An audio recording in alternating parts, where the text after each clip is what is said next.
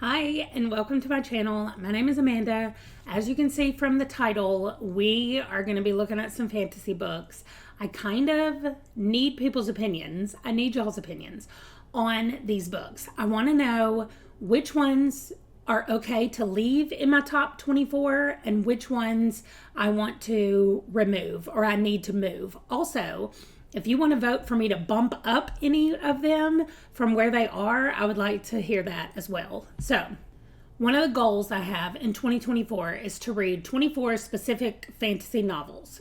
And I don't mean specific novels, I mean specifically fantasy. And I'm not counting my 50 before 50 in this. I want it to be outside of that, 24 fantasy books. And the way I decided to capture that was through storygraph. So, I'm on my storygraph list. I have already filtered to nothing but fantasy, and I'm going to scroll through. I'm actually going to look through the top 25 because one of them on this list I'm currently reading right now, and I feel like I'll finish it before the end of the year. So, any of these that you think deserve to be higher than 25, higher than where they are in the 25, let me know. Also, any that you want to make sure I have on my list, let me know. And then lastly, if there's anything in this list that you think needs to go and doesn't need to even be read, let me know that as well. So let's look at them.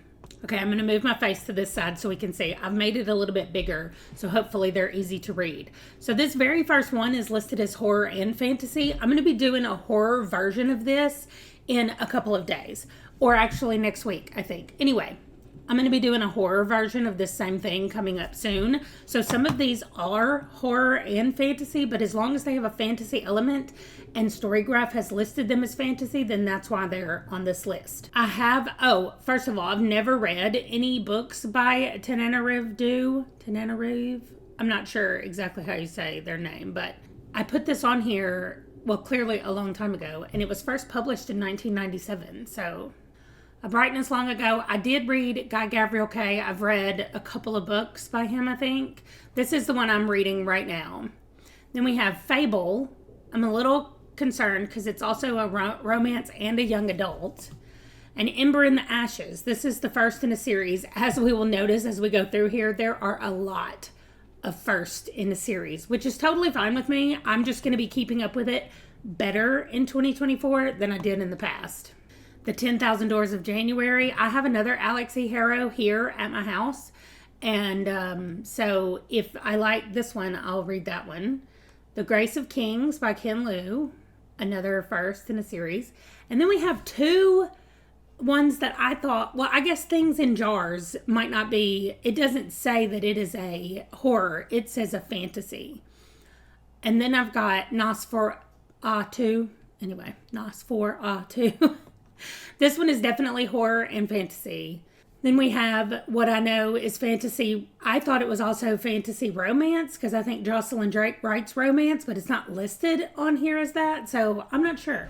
And it says The Asylum Tales, fantasy. This one is already on my TBR, and I may have a chance to get to it before the end of the year, but I don't think I'm going to. So that one's going to carry over.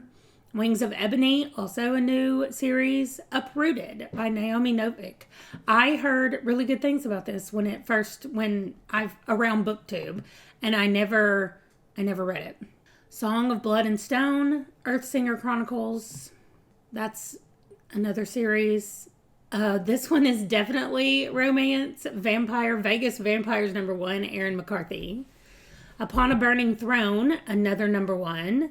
Chain of Gold is another #1. I have liked Cassandra Clare, and I guess I want to know, does this have anything to do with her other series? Like, can I read this Chain of Gold, or do I have to read the other Immortal Instruments or whatever else she's written before I can read this? Keeper of the Lost Cities, The 12 by Cindy Lynn. This one is middle grade, so is Keeper of the Lost Cities, but I'm still excited about both of those. I guess I'm less excited about Keeper of the Lost Cities because it's so long. But anyway, this one I am excited about. People have raved about The Mask of Mirrors, so I'm excited for that one. The Fairy Tale Detectives, The Sisters Grimm. I have no idea where this came from, why I put it on here. It's a middle grade mystery fantasy, and I think it looks cool.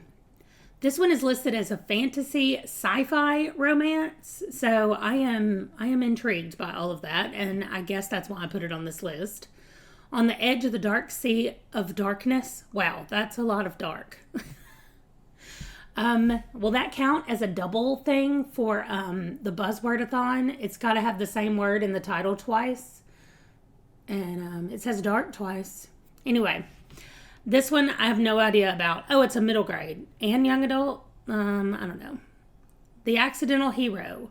Also, middle grade sci-fi. Jack Blank Adventures.